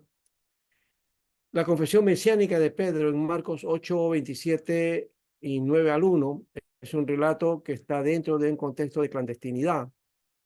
Herodes había matado a Juan el Bautista, motivado por la hija de su amante, que pide la cabeza por orden de su madre. Jesús va con sus discípulos hacia un lugar fuera de la injerencia de este Herodes y se va a Cesarea de Filipo. Este es el lugar del contexto de relato del centro de Marcos y está centrado en la muerte y la resurrección de Cristo. Lo demás está construido alrededor de estos hechos. Entonces, ese es el sentido, ¿no? En un momento de presión, es como los discípulos entonces reconocen a Jesús como el Mesías. Y eso que al final huyen ellos, ¿no? Cuando lo apresan a Jesús y todo eso, ellos se van y esa idea de, sí, tú eres el Cristo, al final se esconden, ¿no? Tienen miedo. La intención redaccional del escritor bíblico, el Jesús prepascual. Cuando hablamos del Jesús prepascual, estamos hablando del Jesús de los evangelios. Luego vamos a ver el Cristo o el Jesús postpascual, que es el Jesús resucitado, ¿no? Marcos 1, 1 al 8, el mensajero que prepara el camino. Marcos 1, 9 al 12, Jesús en el desierto, bautismo y tentación. Marcos 1, 14, 15, aspecto carismático del pasaje, o sea, de la predicación, ¿no? La proclama. Esta es la clave de lectura de todo el Evangelio. Esos tres momentos son clave en la lectura del Evangelio. El versículo 14, ahí se habla de Galilea, la marca decisiva en el ministerio de Jesús. Galilea, que sale de Galilea. El reino es anunciado en la periferia del mundo. Galilea era la periferia, estaba afuera, ¿no? No era considerado. Galilea, Nazaret, ¿no? Era un villorrio. No era nada en esa época, ¿no? No sé cuál sería la parte de Lima que corresponde a eso, ¿no? La parte de la periferia de Lima, ¿no? Que está fuera de todo, ¿no? Donde hay carencias, pobreza seguramente también. Bueno, Jesús opta por iniciar su ministerio en ese lugar. Ahí empieza. La sociedad, o sea, él comienza su ministerio en un mundo necesitado, literalmente, es decir, en medio de carencias. Jesús no predicó en el palacio, en el templo, no se fue ante Herodes. Aún Juan el Bautista tampoco fue ante Herodes, pero en el desierto le decía su vida, ¿no? Y él se molestaba por eso, ¿no? Y especialmente su amante se molestaba por eso, ¿no? Bueno, entonces, la sociedad de aquella época estaba en la expectativa de la venida del Mesías y se muestra con esperanza entre los pobres que esperaban una liberación material y política.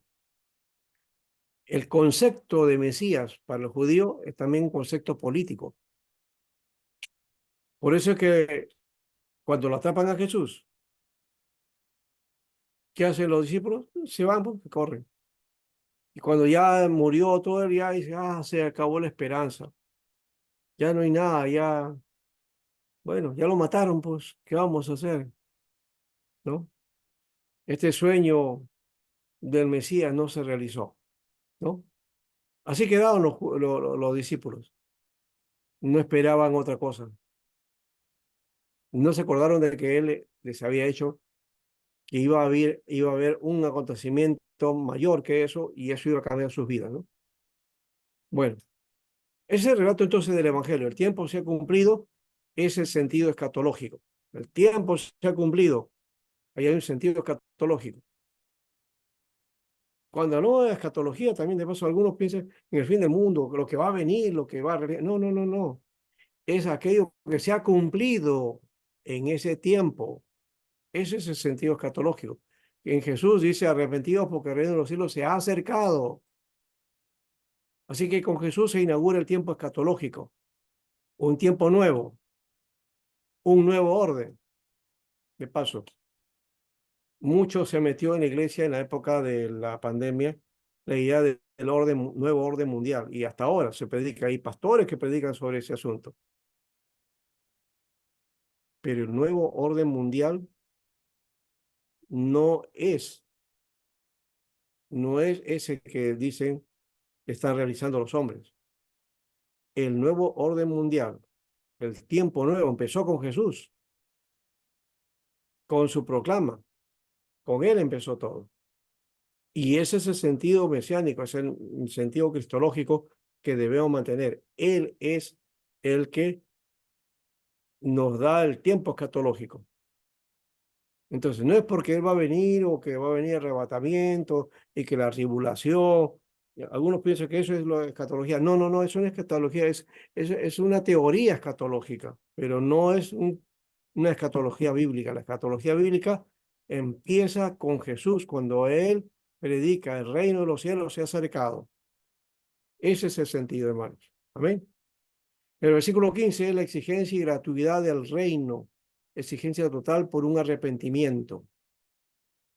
Marcos 1, 16 al 20, llamado a seguimiento. Seguir a Jesús es central al proyecto del reino de Dios.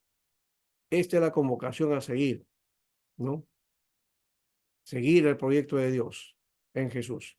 Marcos 1, 21, 28, ahí está la confrontación. El primer acto de Jesús que confirma lo que él anunció. ¿De qué manera? Milagros, señales, ¿no? La curación, las sanidades, los milagros son señales de que el reino ha llegado. Jesús nos muestra de esa manera. O sea, ahora pueden haber pecadores que hagan señales, milagros, sí, pero ese no es lo importante. Lo importante es aquello que Jesús hizo como muestra de que ha venido el momento, el tiempo. Entonces ahí vemos un hombre inmundo, ¿no? En la sinagoga, o la curación de la suegra de Pedro en la casa. La importancia de la sanidad está en el hecho de que es mujer. A las mujeres no se la tomaba en cuenta en esa época, ¿no? Ya lo mencionó la hermana, ¿no? Que ellas no podían estudiar la Torá, tenían que ir a la casa y en la casa el esposo enseñar o instruirla, ¿no? La construcción de relato está hecho con verbos en pretérito indefinido. Esta sanidad es señal de la venida del reino de Dios. Así que Jesús se muestra haciendo y diciendo su mensaje en el Espíritu Santo, pero a la vez lo vemos en medio de las labores cotidianas. En ellas es que da su mensaje. La acción de Jesús tiene dos dimensiones y están unidas. O sea, Jesús nunca predicó para que la gente se vaya al templo y esté ahí y haga culto en el templo. No. Él predicó, ya dio el mensaje, pero estaba en medio de las labores cotidianas. En medio de eso realizó su tarea. ¿Bien? Señales del reino. Los hechos de Jesús muestran que es el Mesías esperado. Mateo 11, 5 al 6. Los milagros y señales aparecen en la acción de Jesús dando el mensaje. Los destinatarios, es decir, a los que se escribe, ¿no? Tanto los evangelios como las epístolas, los milagros y señales aparecen en la acción de Jesús dando el mensaje. Los destinatarios del proyecto del reino de Dios en Jesús son los pobres, los despreciados, los desplazados. Así dice ese. He venido a predicar el año agradable del Señor. Y de hecho que el mensaje de Isaías decía el año agradable y terrible. Él dio solamente la primera parte nomás, ¿no? Porque eso es lo que correspondía para aquella época, ¿no? Pero era para los pobres. Bienaventurados los pobres, ¿eh? Los despreciados, los desplazados. Ahí estaban los endemoniados, las samaritanas, los publicanos, ¿no? Y también estaban estos que leprosos también, ¿no? Los leprosos, que ante la ley pues tenían su marca y todo eso, ¿no? Eran quitados de la sociedad. Jesús atendió a todos ellos. Jesús provoca los hechos como el caso de la sanidad en el día sábado, algo que la religión no permitía, ¿no? Dice, cualquier día pueden venir a sanar o pedir sanidad, pero sábado no, decían. Jesús muestra su conciencia mesiánica como un proceso en los evangelios. Y esto tiene que ver con la interpretación de la comunidad primitiva. Ellos son los que interpretan y enseñan que Jesús es el Mesías. Así que la clave de lectura para entender la cristología de Jesús es el proyecto del reino. Jesús colocado dentro de ese proyecto. Él es el centro de ese proyecto. ¿Ya? Y podríamos hablar de esa manera de Jesús histórico, es decir, del Jesús humano, Dios humanizado. Ese es el Jesús prepascual, ¿no? ¿Ya? Se cansó, sí, se cansó. Tuvo hambre, lloró, lloró. También seguramente sonrió. Era muy amiguero, ¿no? Y también, bueno, no se limitó Jesús a ninguna cosa, ¿no? Ninguna cosa que fuera natural, correcta y adecuada, ¿no? El Cristo Jesús divinizado post-pascual, ya después de la resurrección, pasó el sacrificio, entonces aquí nace ya otra condición, ¿no? Y hemos visto a ese Jesús desplazado frente a las necesidades de los hombres. Ahora aquí el Jesús histórico, que hay que interpretarlo dentro del proyecto del reino de Dios, el referente indispensable en los tiempos que vivimos debe ser el proyecto del reino. La fuerza transformadora de Jesús dignifica al hombre y a la mujer. Jesús dignifica a la mujer en lo religioso, en lo social, y da el sentido de lo que debería ser y lo que fue el propósito de Dios desde el principio, ¿no? La mujer era relegada, ¿no?, en su condición. Por otro lado, la cristología y política. Las controversias las encontramos en los primeros capítulos de Marcos. Marcos 2, 1 al 12. El anuncio del reino, haciéndose real en el relato del paralítico. El dato provocador de Jesús, el versículo 5. ¿Quieres ser sano? El perdón de los pecados está relacionado con la vida. El cuerpo, contrario al concepto de los fariseos, que creía que la enfermedad era producto del pecado, como muchas veces pensamos también nosotros, ¿verdad? ¿Cuántos creen que la enfermedad es producto del pecado?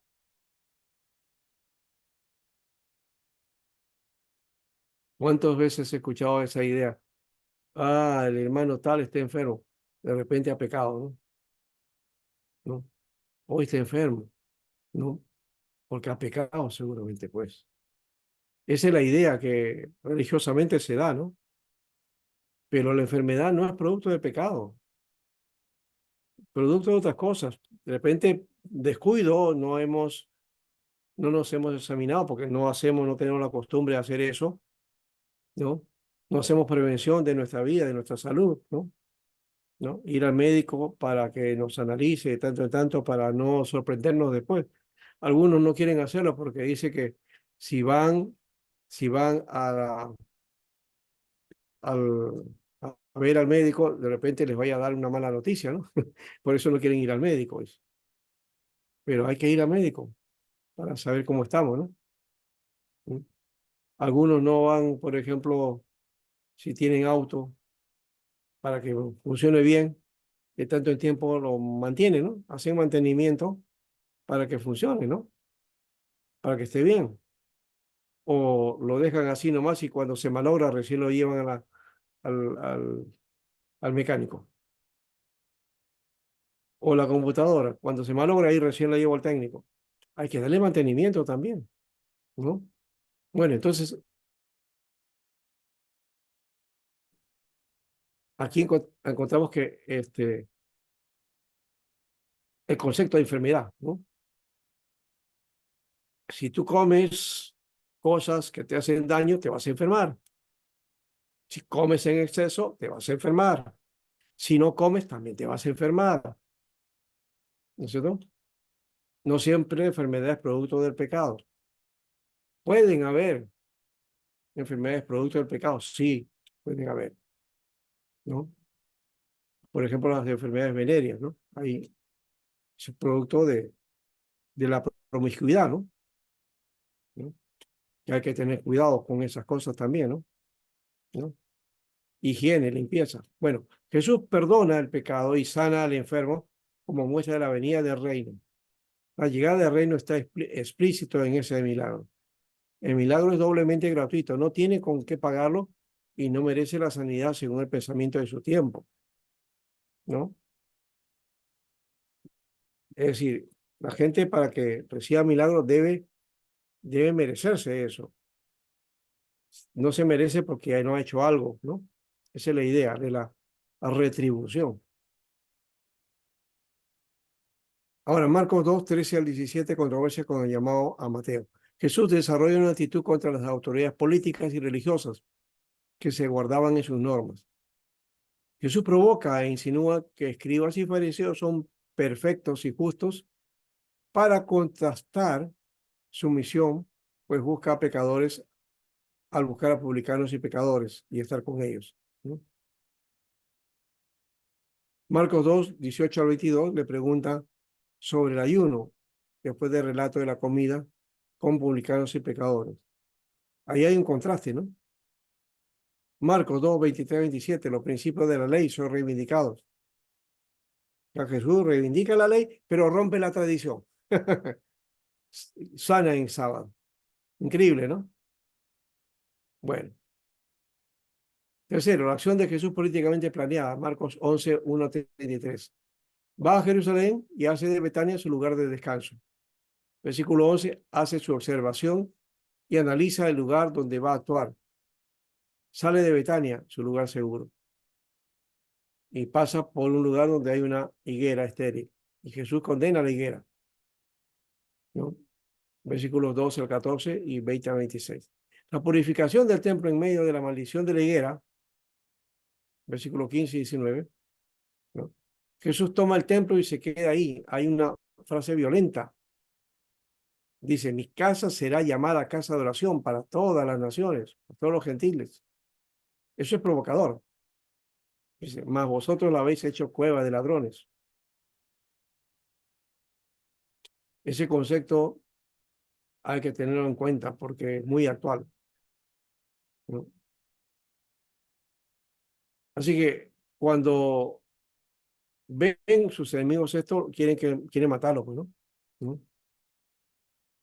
Versículo 18. Y sale de noche para asegurarse, ¿no? Versículo 19. Para tener la seguridad de que no le pase nada. Ahora, el Cristo de la fe es el mismo Cristo de los evangelios. No hay otra forma de ver a Cristo de la fe sino a partir del Jesús histórico. Jesús es el Cristo y Cristo solamente puede ser Jesús. Al tener la perspectiva del Jesús histórico se revela al Cristo de la fe. Es a partir de las evidencias de los evangelios sobre Jesús histórico, ese Jesús humano, ¿no? Que llegamos a entender al Cristo de las epístolas. El Jesús prepascual, es decir, el Jesús humano, afirma el Jesús postpascual, el Jesús resucitado. O sea, el Jesús de los evangelios, ¿no? Afirma el Jesús resucitado. Ambos concuerdan y se complementan. Es importante tomar en cuenta al Jesús prepascual y ver su accionar a partir de su carácter. El carácter de Jesús ha sido el modelo más alto de virtud y la motivación vital para la vida de los hombres que se acercan a él. Sus 3 años de ministerio ejercieron mayor influencia en el hombre y han hecho más que toda la cultura, la religión, la filosofía en el mundo. Y eso se encuentra, por ejemplo, en Mateo 23, 37. Sentimientos. Mateo 26, 38, 39. Obediencia y dependencia de Dios. Marcos 1, 40, 42. Actos de misericordia. Juan 2, 13 al 25. El celo por la casa de Dios. Juan 11, 33 al 36. Muestra emociones. Juan 13, 1 al 5. Muestra servicio. Son características que se dan en Jesús, pero que también debemos tener nosotros los seguidores de Jesús, ¿no? El camino de la reflexión cristológica va por el Jesús histórico para ir a conocer al Cristo. El conocimiento de Cristo es a través de Jesús. Lo contrario nos llevaría a una actitud espiritualista. Los hechos vividos por la comunidad en el momento de la resurrección o por resurreccional adquieren una dimensión diferente. La resurrección da una dimensión al Jesús histórico. El Cristo post-pascual resucitado adquiere dimensión en la interpretación de la comunidad de los evangelios. Y de esa manera Jesús cobra dimensión en el Cristo. Muy bien. Esta es la temática que hemos desarrollado. Exacto. Acá, bueno, eso de aquí está la figura. Esto lo vamos a lograr la próxima semana. Ahí voy a tocar esto en parte para ver lo de la tradición, el tiempo, Jesús y todo eso, ¿no? Muy bien, ¿alguna pregunta, hermanos? ¿Qué les ha parecido la clase? Los he escuchado en silencio.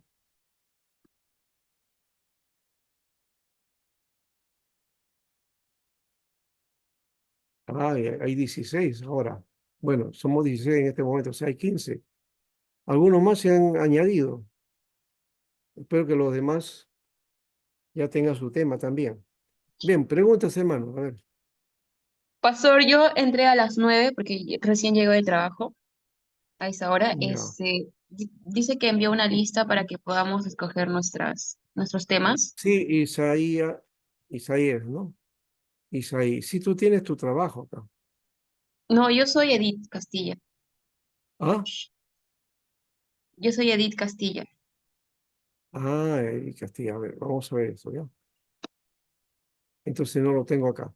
Porque entonces me estoy equivocando. Pastor, yo también ingresé un poco complicado tenido por lo que implicación de lo que mi celular se había malogrado y había otras aplicaciones, tenía que tener otro celular para poder ingresar Ya, pero sí tarde. estás aquí. Alex Echevarría, tienes Cristología de los Sí, Padres de la Iglesia. Ya.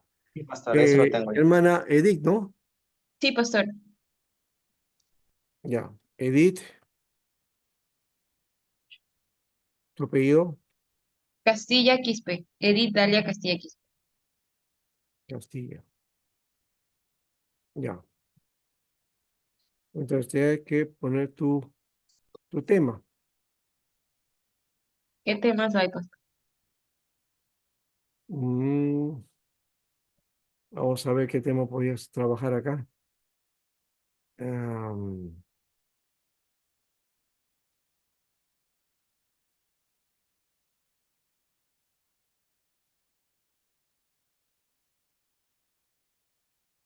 Pastor, ¿y eso para exponer para cuándo es, pastor? ¿O todos los días vamos a estar? No, ya cada uno tiene su hora. Y ya envié, inclusive, está en el chat, ahí hay un archivo que puse. Ahí están los días que les toca. Tomen en cuenta eso. A ver.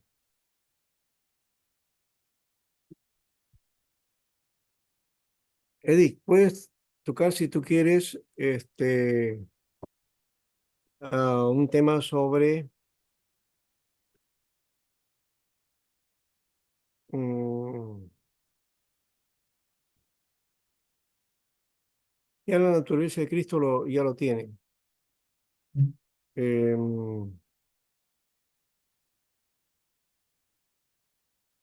A ver.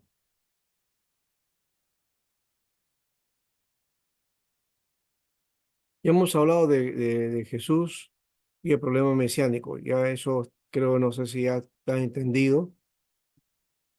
No me han hecho preguntas acerca de esto, pues lo que hemos trabajado hoy día. Am,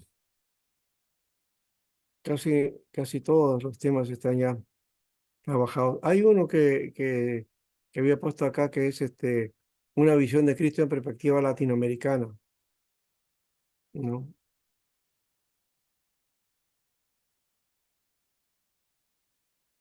No sé si se puede trabajar eso. Claro, pastor, usted me dice el tema, yo lo hago, pastor. Ya. Una visión de Cristo en las iglesias latinoamericanas,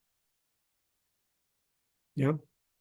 O sea, ¿cómo vemos cuál es la forma de predicar a Jesús en nuestras iglesias, ¿no? ¿No? ¿De qué manera lo hacemos? ¿Cuál es el rostro qué es lo que más caracteriza de alguna manera? Eso sería el tema, ¿te parece? Sí, Ah, ya, pastor, está bien. ya, ya. Dalia es, ¿no? Sí, Edith Dalia Castilla Quispe. Ah, Edith Dalia. Ah, ya. Entonces yo pensé que ya te puse Edith. Bueno, entonces, ¿algo más? ¿Alguien más que haya quedado por ahí? Edith, entonces, sería en el tema, este,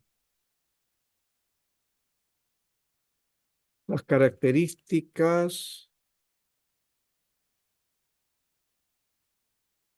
de, del Cristo de las iglesias. Ahí sería, ¿ya? Características o rostros del Cristo de las iglesias. O sea, cómo expresamos nuestras posturas, nuestras formas de creer, tiene mucho que ver con eso, ¿ya? Te lo voy a poner, ¿sabes para cuándo? Para el 1 de marzo, ¿ya? Está bien, Viernes pastor. 1 de marzo, ese sería el Ya, tuyo, ya, ¿ya? perfecto. ¿Alguien Gracias, más? pastor. Ya. Sí, pastor, buenas noches. Mi persona también no tenía su tema, pastor. Gracie Goya. Esto Sí, ahora sí pastor. ya me descuadraste. A ver, Gracie voy a poner a ver por acá. El lunes entonces 26 y vamos a poner por acá. Porque ya no hay espacio. Gracie Goya. ¿Qué tema? Gracie, dime. ¿Algún tema que te interese? De lo que estaba enviando, pastor. Sí. Puede ser, por ejemplo, eh, algún tema, como por ejemplo Jesús y los publicanos, ¿no? ¿No? Las discrepancias entre Jesús y los publicanos. Estaría bien, pastor. ¿Ya? ¿Ya? Ahí está.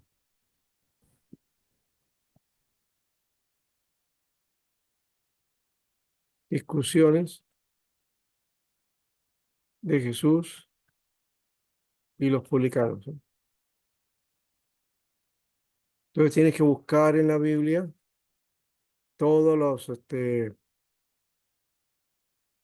todos los aspectos acerca de cómo Jesús se enfrentaba a los publicanos, a los fariseos y publicanos, ¿no? ¿Qué momentos era? ¿Qué temas eran los que predicaba? ¿O qué temas tomaba? Todo eso, ¿ya? Y, y por supuesto tiene que saber cómo pensaban los publicanos, qué pensaban los fariseos, todo, ¿ya?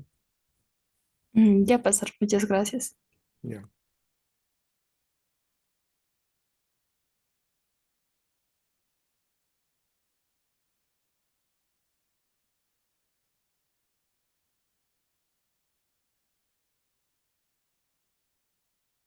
Ya, eso lo vas a realizar el lunes 26. Ya. ¿Alguien más?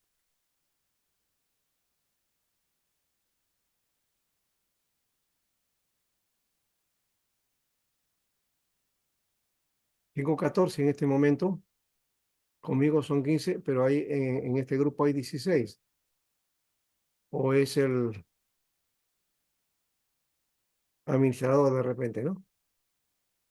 Ya, cualquier cosa, entonces estamos comunicándonos, ¿no? Yo lo voy a publicar de nuevo, el material, y voy a ponerlo nuevamente por el chat. Antes de irme, traten de bajarlo. Esta es la última, ¿ya? Está actualizada. Ahí está, lista de exposiciones. Muy bien. ¿Alguna otra cosa más que se quieran mencionar?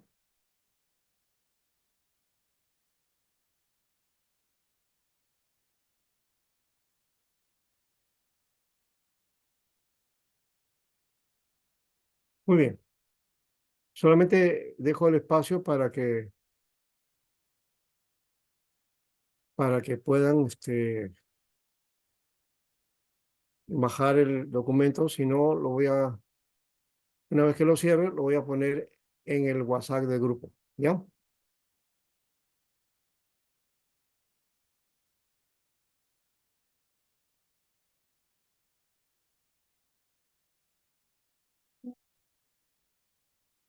Muy bien, ahora sí, cerramos. Nos vemos la próxima semana. Bendiciones. Les voy a mandar también una separata que es muy buena para el estudio para las iglesias, ¿ya?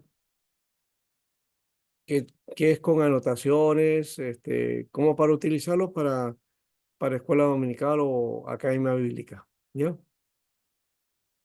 Con la temática. Se lo voy a dar a ustedes y quiero que ustedes se reten a sí mismos. Al terminar el curso, por lo menos deben estar avanzando ese material, sea de una manera espontánea o de repente proponiéndole al pastor hacer este trabajo, ¿no? De un estudio sobre Cristo, ¿ya? Entonces es un material muy bonito que elaboré hace unos años atrás y que puede servirles a ustedes también para eso, ¿ya? Dios les bendiga entonces, hasta la próxima. Pastor, disculpa, ¿nos está mandando el material que usted dice? Sí, lo voy a mandar, sí, Ah, ya, pastor. lo voy a mandar. Eso sí lo pongo en el WhatsApp. Gracias. Ya, pastor, gracias. Buenas noches. Buenas noches, bendiciones. Amén, Pastor, pastor. Pastor, bendiciones, hermanos. Bendiciones, hermanos. Bendiciones, pastor. Que bendiga. Muy bueno.